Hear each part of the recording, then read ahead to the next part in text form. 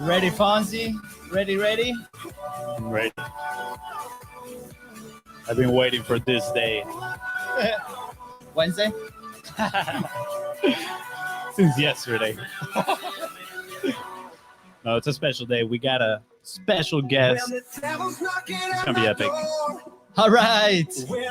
What's up, everybody? Happy Wednesday. Welcome to Content is Profit. Back to the interviews after launch day. I think that was pretty intense for our live stream. That was pretty intense. It's been a week. It's been a week since the reveal that we are part of the HubSpot Podcast Network. Let's go.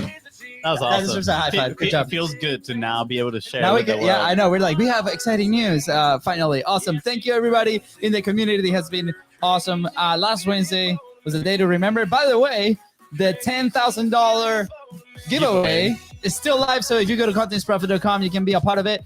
Super excited. I think we're going to keep it live till the end of this week, and we're going to announce something soon. Yeah, for legal reasons, $10,000 in prizes and bonuses. And all these things. I know. Thank you, Fonzie, for the reminder. Yeah. All right. I think we're ready. I'm ready on my end. Are you? I am almost ready. Door is locked, so Luca won't come in like crazy, like he always does. Yeah, fun story. We actually were in about 2 hours ago on a different interview. And yeah, your son just came in. He's like, Dad! Tackled both of us. Yeah, it's all good. It happens. It's part of the home studio life. Part of the journey. All right, yeah. All right, ready we're to good. go. You ready? All right, here we go.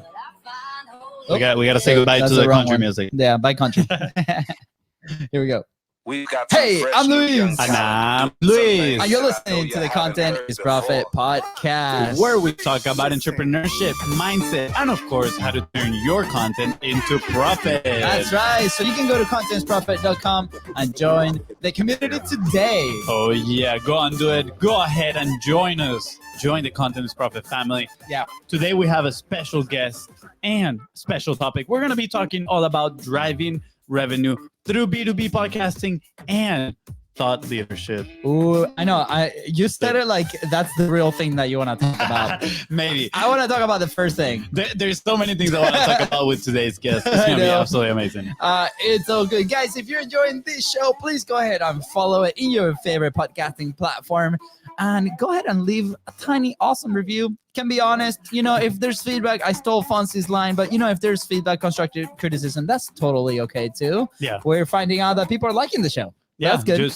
That's good. It doesn't have to be a tiny feedback either. If it's a long feedback, it's all good. Give it. Fonzie reads them all. We just want honesty and transparency, and you leaving an honest review. Appreciate that. That's guys, right. And if today's guest help you move one step closer towards your goal, please don't forget to share this episode with 3 friends. That is your ticket of admission. Thank you. That's right. We are back with another special guest, someone that caught our attention through his insightful content on LinkedIn, a thought leader when it comes to B2B podcasting. That is right. He's the founder of Sweet Fish Media, a podcast agency for B2B brands, the author of Content-Based Networking, and has probably helped produce hundreds, if not thousands of podcasts. Not just that, he's on a mission to eradicate commodity content. And let me tell you, he's ready to go to war.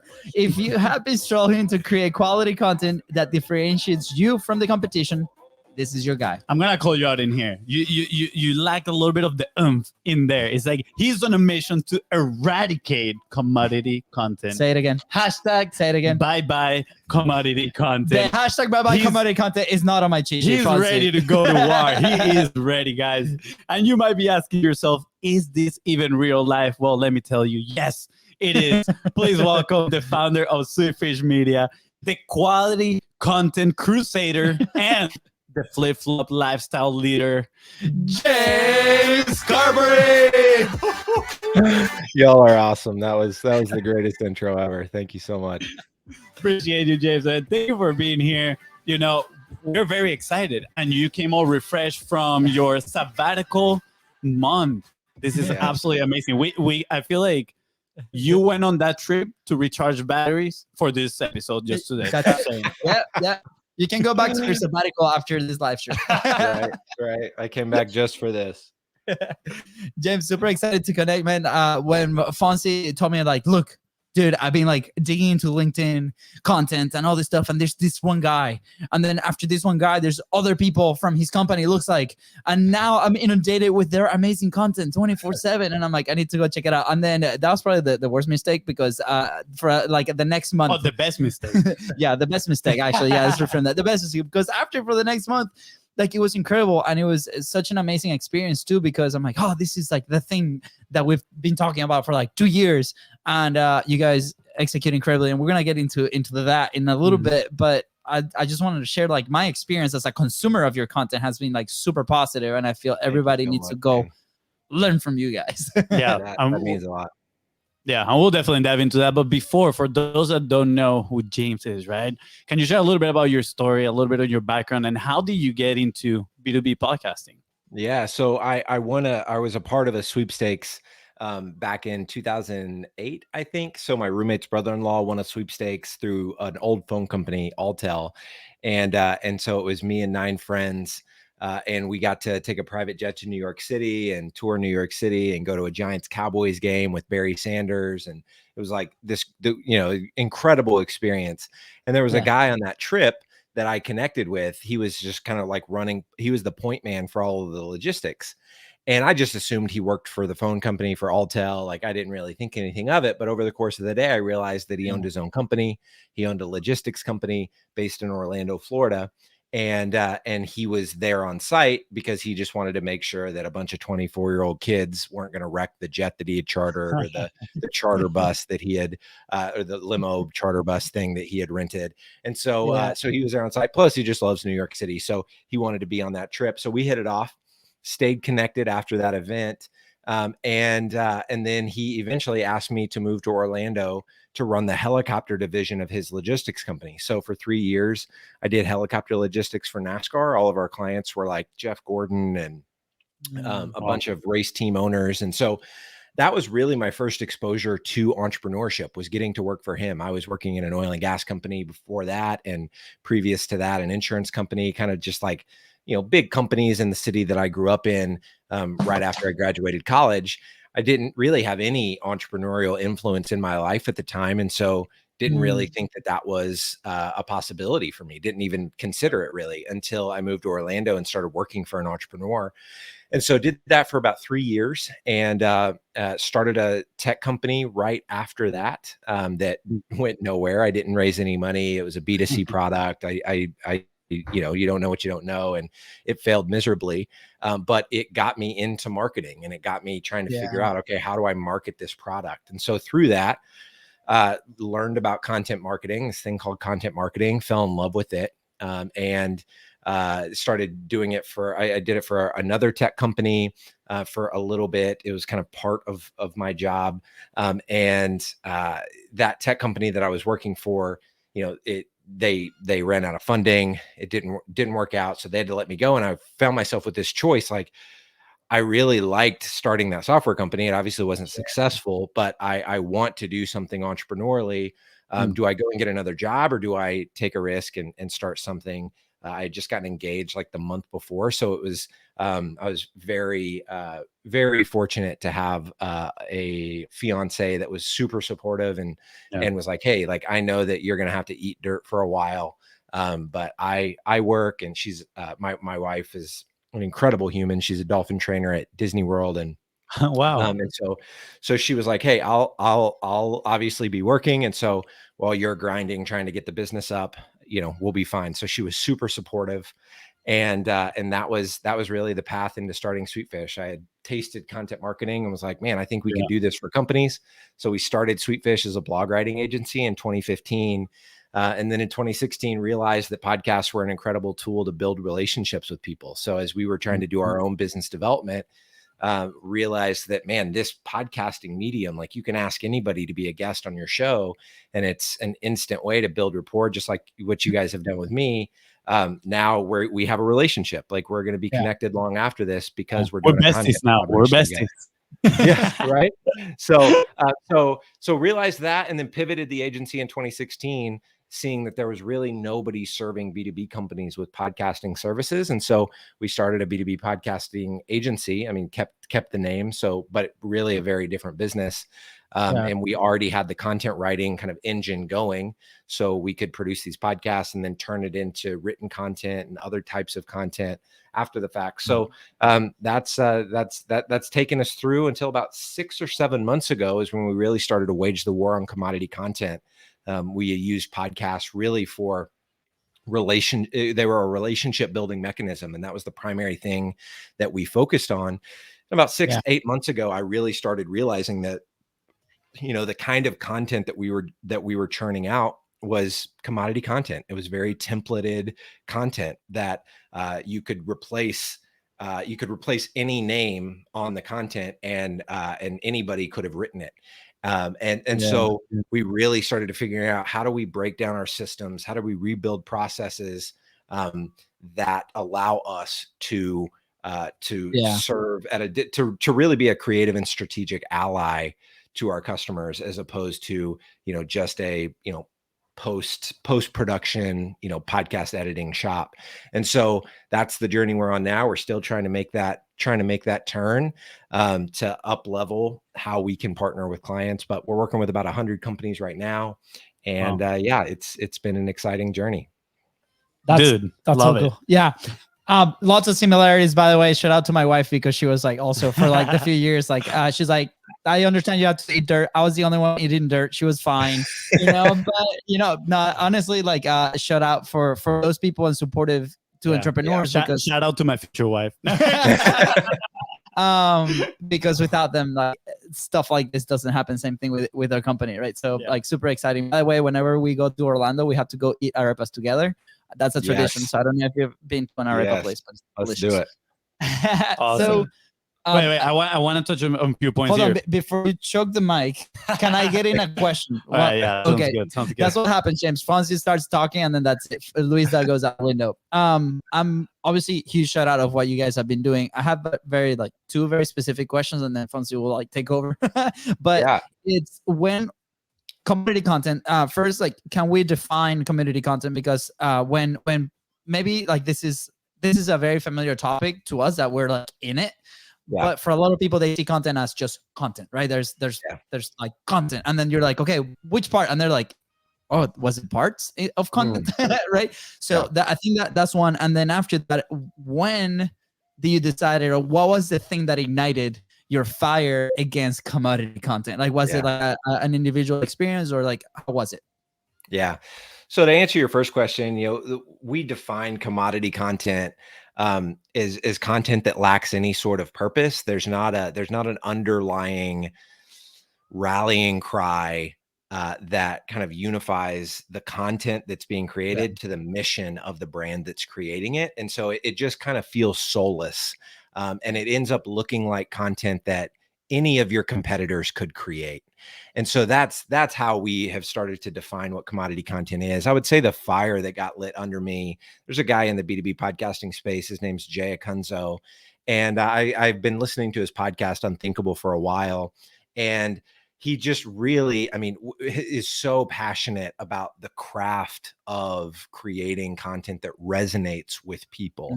And this idea that if we want, so many marketers are trying everything that they possibly can try to create more awareness for their brand, for their company. But in trying to create more awareness, they aren't doing something very critical, which is trying to actually create affinity. How do we create something that the person on the other side of this content actually likes so much that they want to tell other people about it, and they can't wait to tune back in? And as I'm experiencing Jay's podcast and realizing every single time he has an episode drop, I can't wait to listen to it. Like, I'll see that his episode went live and I'm like, oh, I can't wait to get in the car to go to lunch so that I can listen to this episode. And it just made me realize, like, man, that's the kind of content I want our shop to be producing for our customers. We produced lots and lots of results for customers on the content-based networking side. And it really started to click for me that we can still do content-based networking. We can still use shows for our clients to be able to connect with the exact people that they want to connect with by asking them to be a guest on the show. But if we produced the show a little bit differently, maybe did some pre-planning ahead of time, planned out what the seasons looked like, looked at what could an episode arc be, man, what could we do with the episode structure, similar to what you guys very clearly have an intro structure, then you go into the interview. Like, what's the episode structure look like for the shows we produce? What's the premise of the show? Like, what's the hook? Why is somebody going to listen to this show as opposed to all of the other shows that interview marketing leaders? You guys have honed in on the, specifically content is profit. So you're speaking to the entrepreneurial angle of it. So just having those things fleshed out, it was never something that I considered before. So, thinking through that and going, okay, what is it that really makes someone's show their favorite show? And the more I dissected that and started asking myself those questions, the more I realized that, we just had to recreate a lot of internal systems and processes that we're still in the midst of doing right now. But I'm so excited for what the finish line is going to look like, because when we get done reconstructing the shop, so to speak, I'm convinced that the work that we're going to be putting through the engine is going to come out on the other end of it being our customers' target market's favorite show. And I think that's just incredibly exciting, like putting stuff into the world that people can't wait to listen to. As opposed to just adding more noise. And this is no knock on our team whatsoever. I mean, our team does an incredible job. We've got incredible writers, we've got incredible producers, but our systems were limiting their own creativity. So the systems that we had put in place that have been in place for years that allowed our customers to do content-based networking really well were not the same systems that are going to allow our creatives in-house to really, truly be creatives and let their creative skill shine for our customers. And so I'm excited to be in the season of business that we're in now, because it's going to produce better work for our customers. I think our team is going to be a lot more fulfilled doing this type of work. And for the market at large, I mean, we're going to start putting shows into the market that people can't wait to listen to the next episode of. Yeah, absolutely. That's cool. I think it's a win-win for everybody. Those customers are going to start talking about you guys. You guys are going to get more clients, and it's going to be absolutely amazing. Something that really resonates with, hashtag bye-bye commodity content for me is the positioning part of it, right? When I saw it, the first time I read one of your posts and I saw the hashtag at the bottom, I was like, this is genius, right? Because a lot of people, I'm not gonna lie, I've heard a lot of people talk about it's too noisy out there, you gotta create quality content, but you just branded the whole movement and you said this is ours, right? This is Sweetfish Media mission to eliminate commodity content. And that's very powerful, right? Because again, it is something that other people have heard, yet you, by claiming that, now every time people hear about, oh, content is noisy, commodity content, right? Who's gonna attribute that to you, James? And I think that's very powerful. It's a strong lesson for the person that is listening right now, which is, don't be afraid to put names on frameworks, on things that are happening, because those things are going to help with your positioning when you are, going out into market. And at the same time, I think that kind of like goes hand in hand with the thought leadership that you guys talk a lot about, right? Because now, by you claiming this and positioning yourself, people are attributing all that stuff to you, which makes you the thought leader. So I think it is genius what you guys are doing here. Such a good move. Yeah, it's a great move. It's good on you guys for identifying that. That was a very strategic choice. It was we've been trying to figure out what is our brand's enemy for probably the better part of 6 months, if I'm being completely honest. We went through, I mean, it was a grueling exercise, but you saw all these other brands. I mean, you saw Drift, Attack Forms. Back in the day, SaaS the creators of the SaaS category, Salesforce, they were on an all-out assault against on-premise development, and so you see these big brands like Gong, for example, like their enemy is opinions. And so they want to say goodbye to opinions and hello to reality. And so these masterful brand builders, we see it all happening, but when you start to piece together, why are these the brands on the tip of everyone's tongue? Oh man, they all have an enemy that we can all relate to, we can all rally behind, and we all want to fight the common enemy. And so I think with content-based networking, the first framework that we kind of developed and named, it was a framework, and it was a way to do podcasting. It never, I mean, I even wrote a book about it, and I don't feel like it picked up nearly the amount of traction as naming the enemy, naming commodity content did within just even a few days. I mean, I saw people talking about it on LinkedIn instantly. And that rarely happens. You know, we've been talking about content-based networking for years, and people don't talk about it the same way that they talk about commodity content. So I think if you're a creator out there, if you're an entrepreneur that's getting started, figuring out like what is the underlying thing that's like a problem for your market that is just under the surface. Everybody knows it's there. If you can identify it, name it, claim it, exactly what you just said. I mean, you're going to reap the benefits of the awareness and the affinity, honestly, that comes with that, because you've now named and claimed something that is a huge problem for someone. Now they have a way to name it, and they can join forces with other people to attack it and figure out how to eliminate it. Yeah. I think we got a new shirt going on. The new shirt is identify it, name it, and claim it. Ooh, that's good. Yeah, the swag shop's coming. James, before you guys made the decision, the you, probably not you, but your team had second guesses, be like, like we're making this commitment, right? To like, this is our enemy.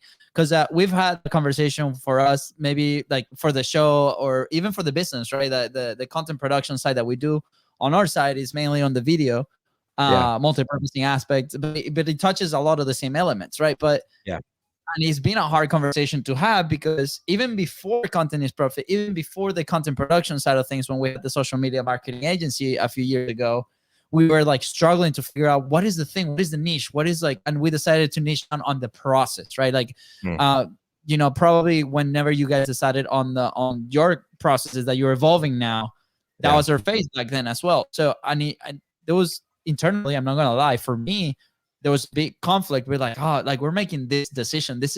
We're going to war for this, or like this is the thing we're gonna be doing for the next few years.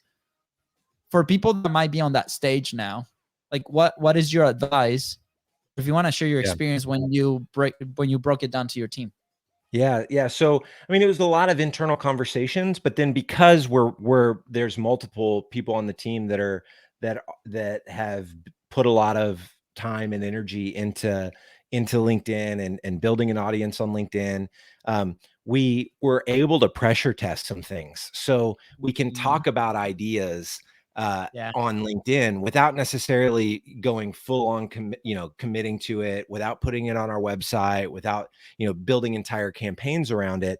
We can just kind of pressure test it a little bit. And so I posted about it, and it got really, really great, strong responses. Some other people started to post about it on our team, really strong responses. We decided to build a campaign around it. And then I started seeing other people outside of our company talking about it, which really was kind of the litmus test for me on, is this the right enemy? And I think it is, because it resonated so much that now other people are talking about it. And some of them credit us, and it doesn't matter if they credit us or not. The fact that we identified something that's a big enough pain that people want to talk about. And then we just started looking around at like, who is talking about this problem?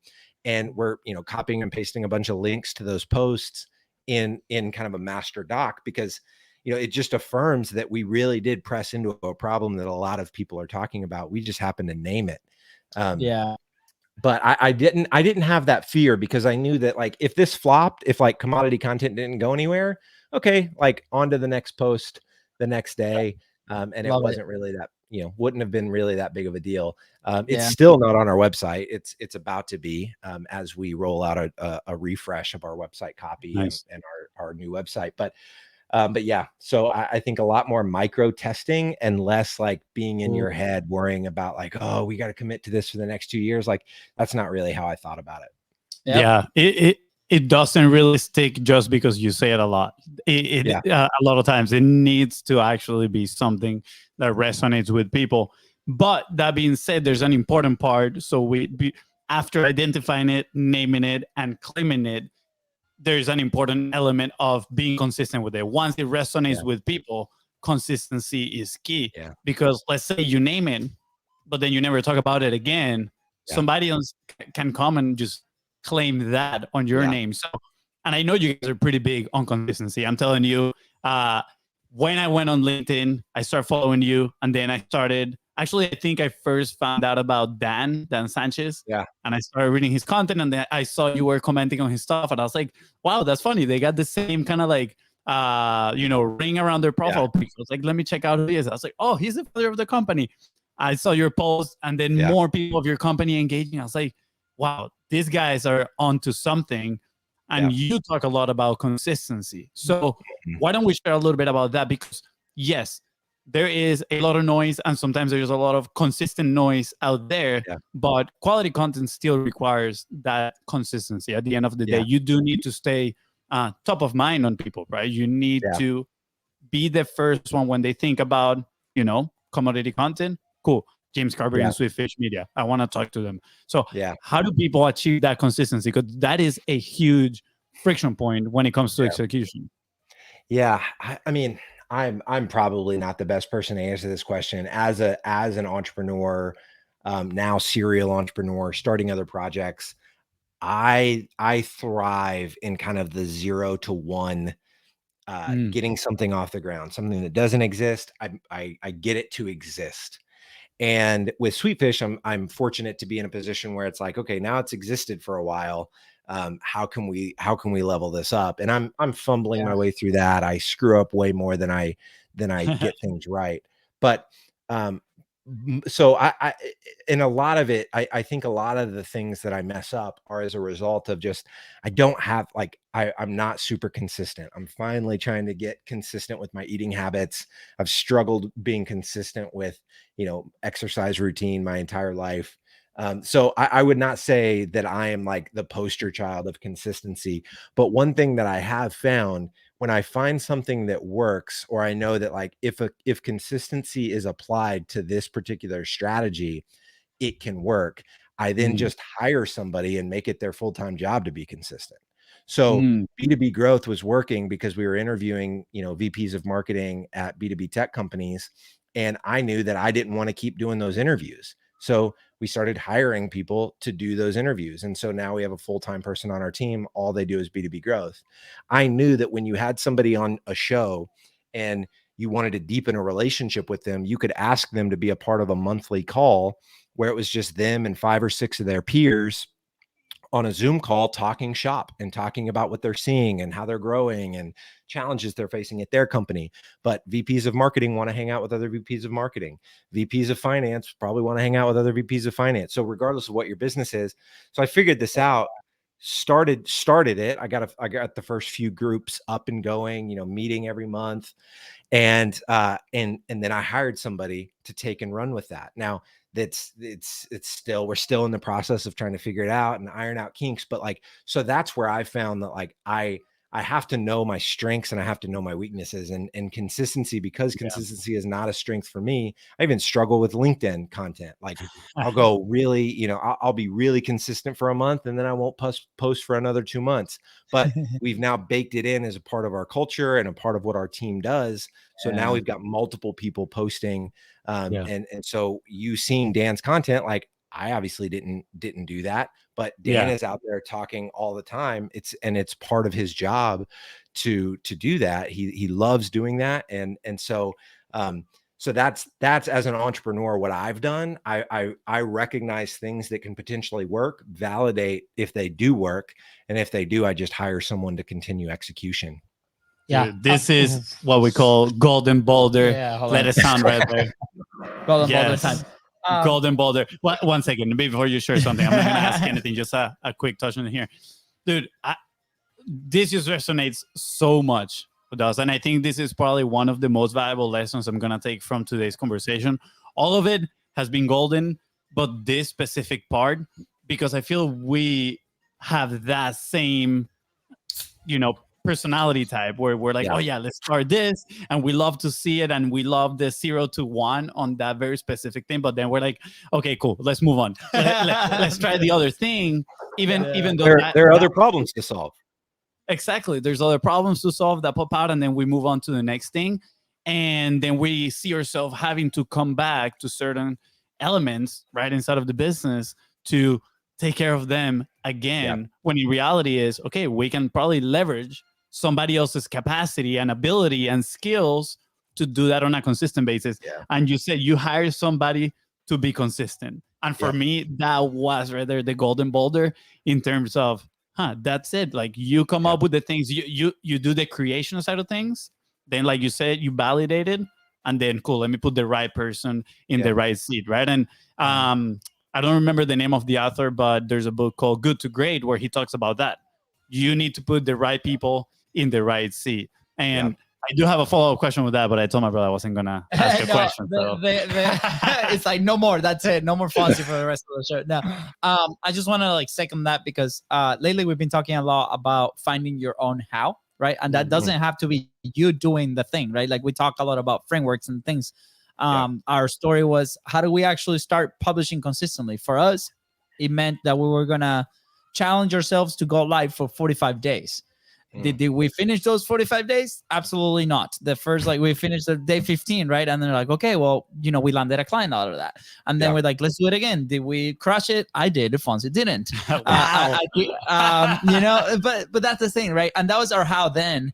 And then what happens is like, hey, can we apply the lessons there into the podcast, for example, right? So we decided to do 3 times a week live because that was the way that we were going to execute, and finding our own how. And then the production obviously is outsourced to the team because at first it was us, but finding that initial how on ourselves and then identifying those elements.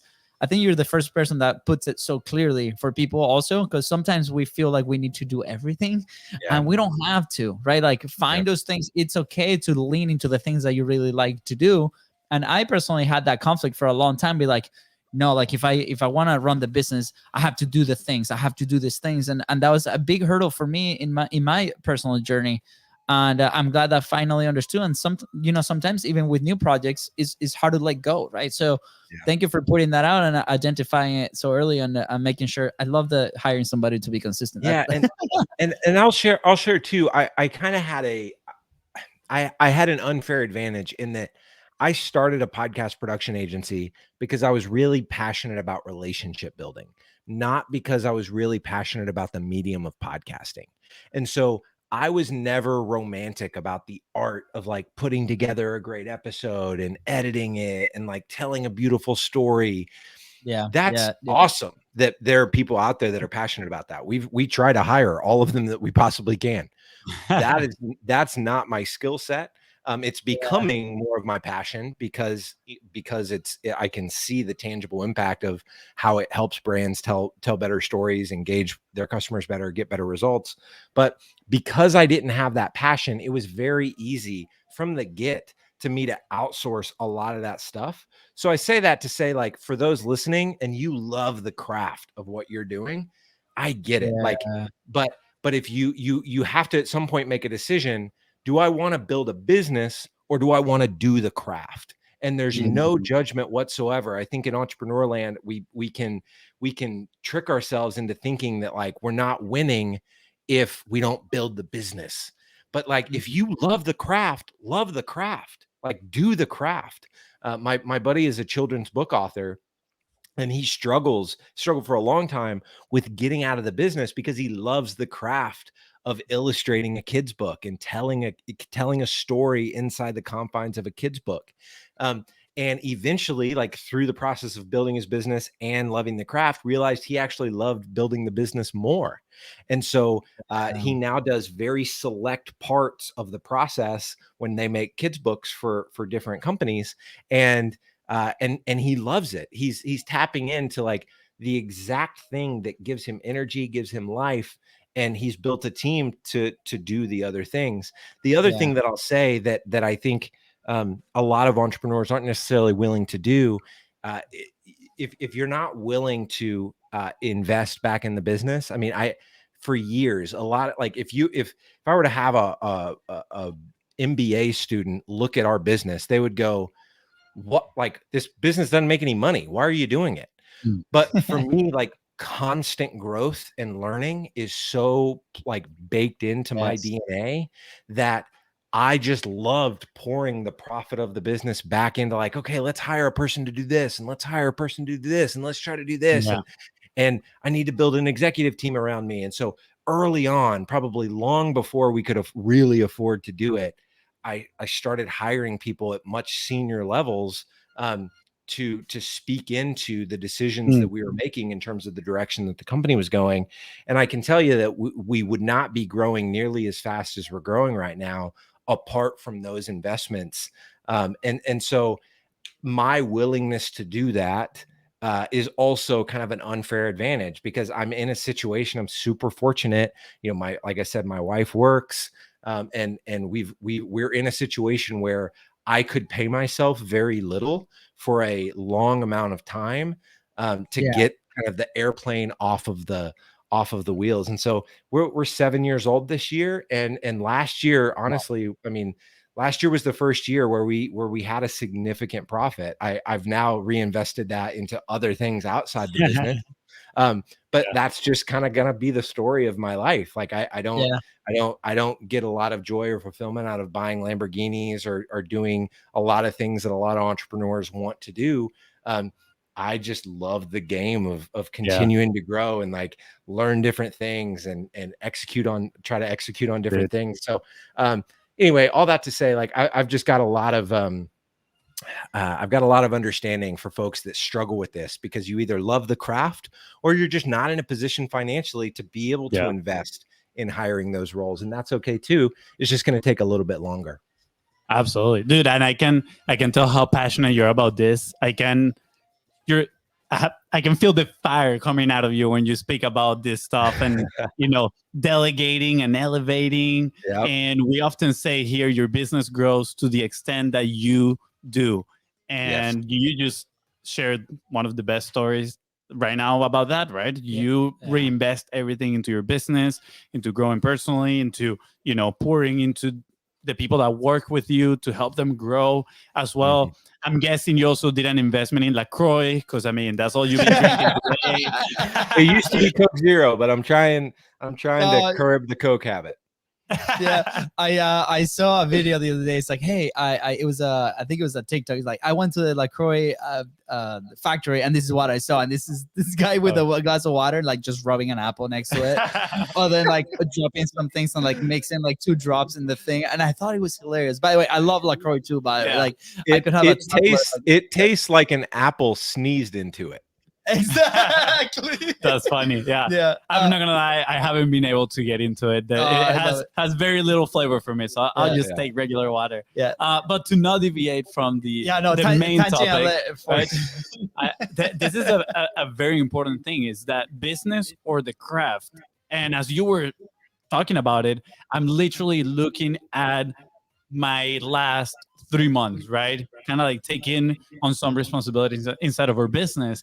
And this is clarifying even more for me that I love the business side of things, like building the business instead of having a craft. Because there's some days that I'm doing this thing and I'm like, how do I wish we had somebody in the business doing this right now? So probably that's what we're going to go do after this conversation, is go out there, find the right person and put it in place. And with that, I want to ask you, how do you find those right people to put in the right seat? Because again, it's very important for that person that might be telling themselves, I'm tired of doing the craft. I know how important it is, and I want to find the right person to fulfill that, so I can turn my attention into, other revenue generating activities inside of my business.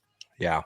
So there's been several things that we've done. I mean, LinkedIn and Indeed attract a lot of candidates, trying to figure out how to do a better job of really getting more creative with how we search for talent. Are there diverse job boards that we can be looking at, niche communities, specialized organizations?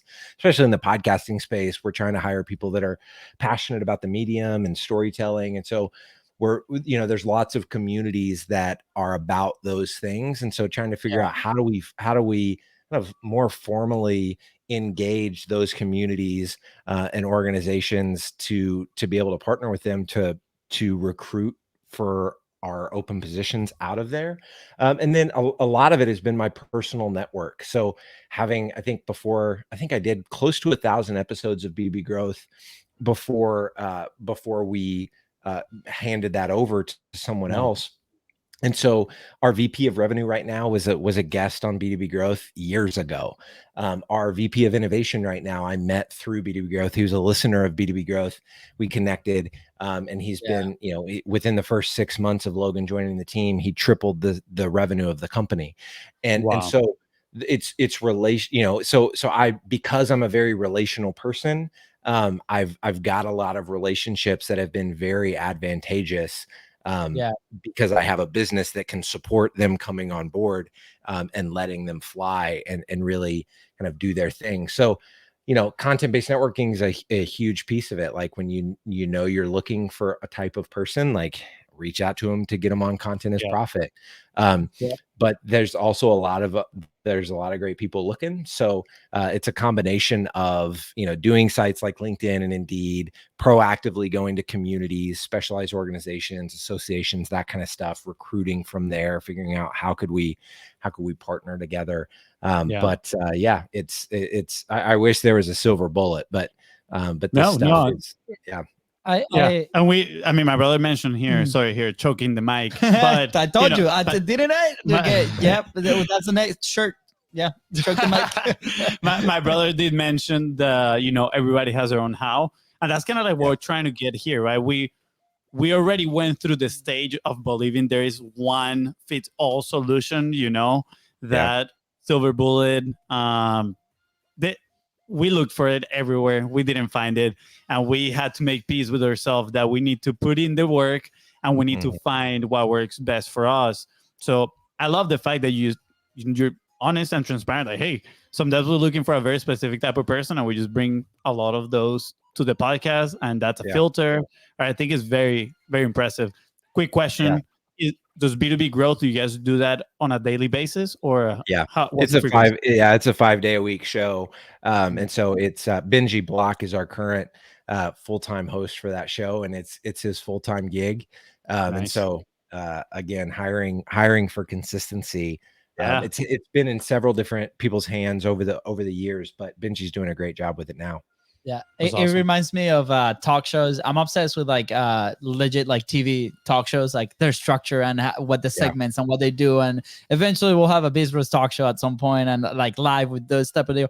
But I grab a lot of inspiration from those things, and we come up with ideas like, oh, that'll be cool. Like whenever we have like this segment XYZ, right? But and I feel like, with B2B Growth, you have like this like periods of hosts that it's okay. The brand is there, the show is there, it can evolve over time and with the host, and the host brings something new. And I think that's refreshing to see in this space, because you don't see it often, right? Like, and we've talked about this idea of going to different places or different industries, right? To see what they're doing in their frameworks, in their things. And a lot of creativity and inspiration can come from that.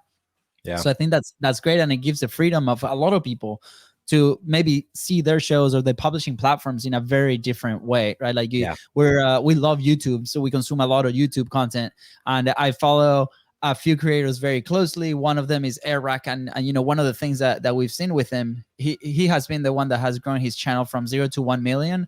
I think it was in less than a year, like subscribers, the fastest. And I think they're on pace to do 10 million this year, which is crazy. And you see how they've interacted, the type of collaborations that they do, like where is his audience, the team, like, grows. What is the trend? Like how do they integrate new characters like into their YouTube ecosystem, right? So how can people do that with their shows? How can people do that? We've seen it with people include producers. So it's like this third voice that comes out, and they share their opinions, and then they go back into like the backstage. So the listeners like, what? Who's this person? We're starting to do that with one particular customer show with a producer on our team. So it's so cool. The more you get into, it's so freeing too and exciting when you think about these shows and how much creativity we can add to it, right? Like everybody was doing an interview, a famous person type interview before, but then the guy that started doing it while eating hot wings, everybody wanted to talk about that show because it was a different hook. It's like, it's an interview show, but we're going to eat hot wings while I ask you questions. That is something that makes people want to talk about the show. And I just think there are endless ways to do that. And I think drawing inspiration from YouTubers, I do the exact same thing. Drawing inspiration from Hulu and Netflix and what those shows are doing, and really trying to study and examine what's the premise of this series, what's the structure of it. I am super nerdy about that kind of stuff for I love it. about the last 6 months. We're gonna have to do a live stream just like judging this episode, be like, that could be a cool idea for this. That's what I'm very curious on the like bringing this into the B2B world, right? Like with maybe customers or the network or the people that you serve, right? Like because we've been in environments where obviously you see the BIZBROS brand is very color energetic. You see the Legos in the back, you see the books, like Fonzie talks about Pokemon every episode, right? So obviously, you know, and I'm like he just mentioned it one episode, but it's fine. You know, we've dealt with big companies. Like our first ever client in BIZBROS was, or for Content Momentum, was a real estate company, $200 million company, and we came in through a relationship, right?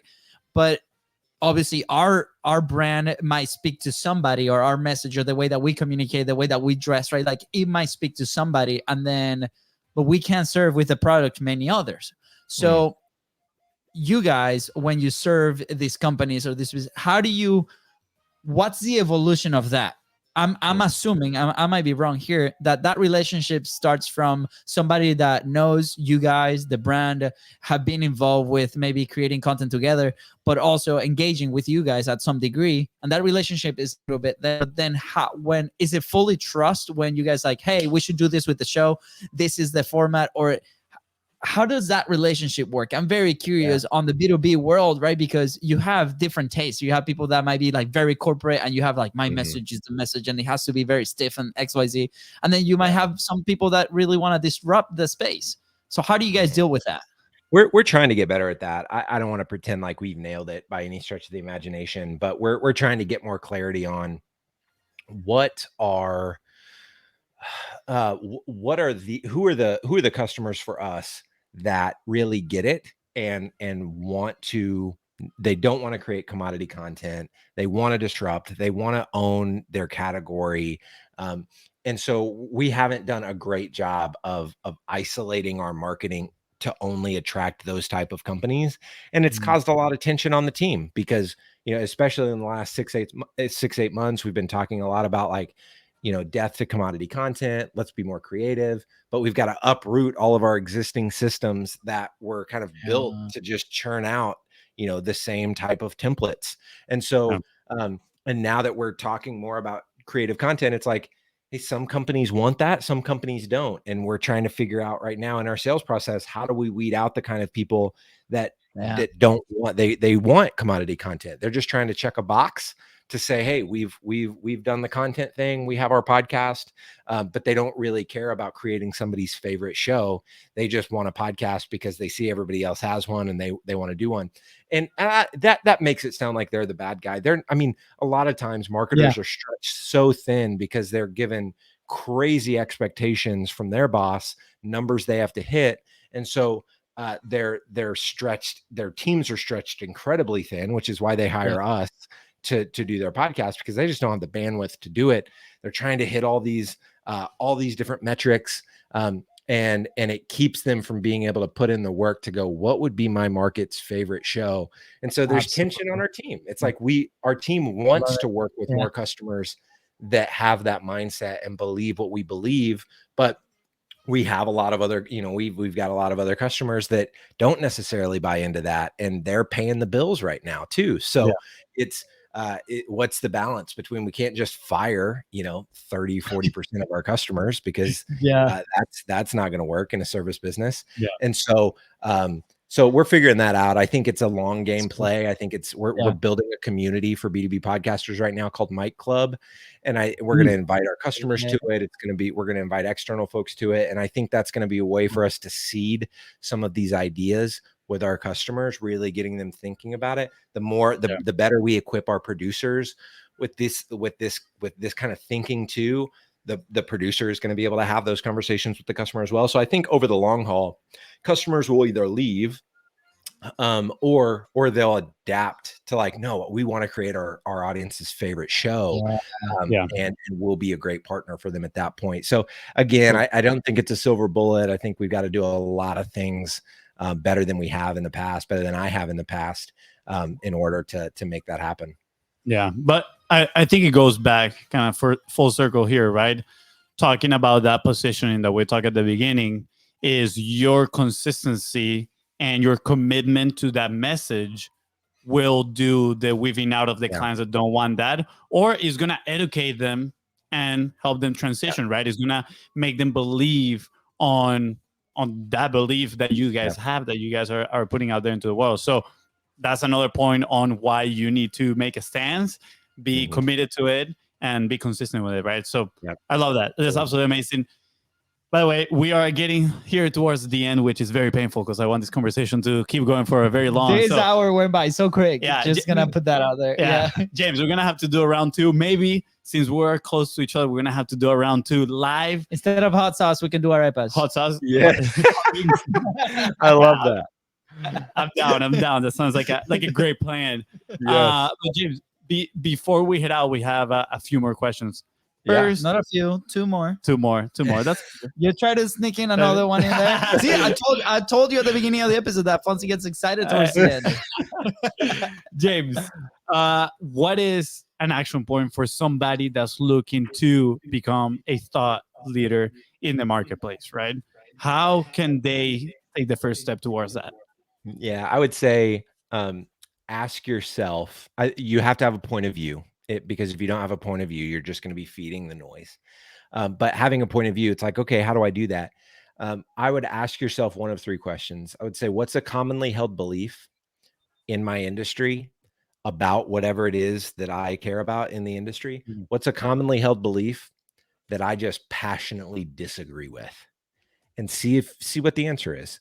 Another question you can ask is, what's something that everybody in the industry needs to start doing today that they are not already doing? Or what's something that everybody in the industry needs to stop doing today that they're currently doing, but they should not be doing?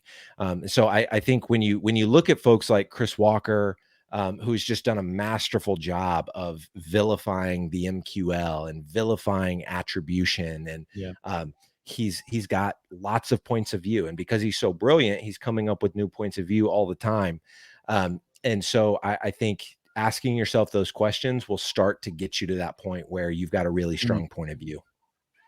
Absolutely. I love it. As you're talking about it, I'm like, white door point of view, right? The common enemy, my brother. No, I'm kidding. It's a tough thing to do. It's a tough thing to do because a lot of when we ask this question to a lot of people, we did something last year, the year before last, where we asked like 100 B2B marketers these questions.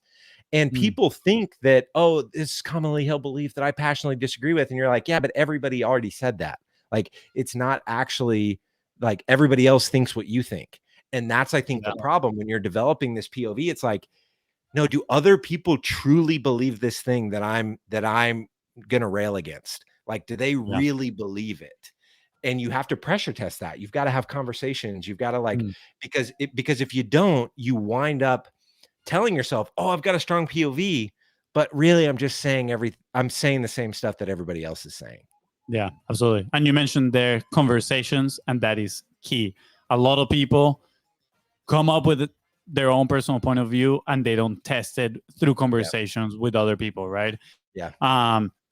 Same thing when you're building an offer, right? At the end of the day, you need to test it out, put it out into the world, talk to people. Is this actually, an offer that is going to solve your problems?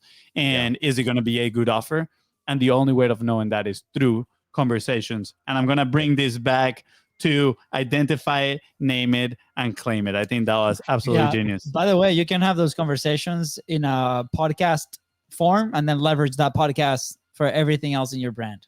Just saying. Also, so next question is going to be, where would you be if you never published? Where would I be if I never published? Oh man, I think I would probably be doing something entrepreneurial. The longer I do this, the more I realize like I'm unemployable. Like I can't go work for somebody else.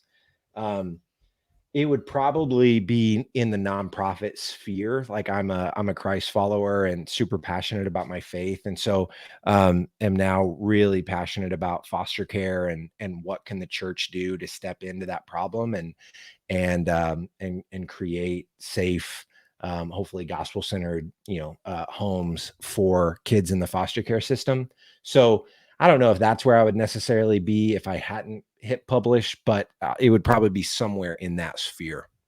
Yeah, Awesome. I love your entrepreneurial spirit and also wanting to give back and help others. So thank you for that, man. Yeah, Awesome. James, this has been so amazing. It's been an awesome interview. I think we killed it. No, I'm kidding. You guys did James, kill it. you know This what was I mean?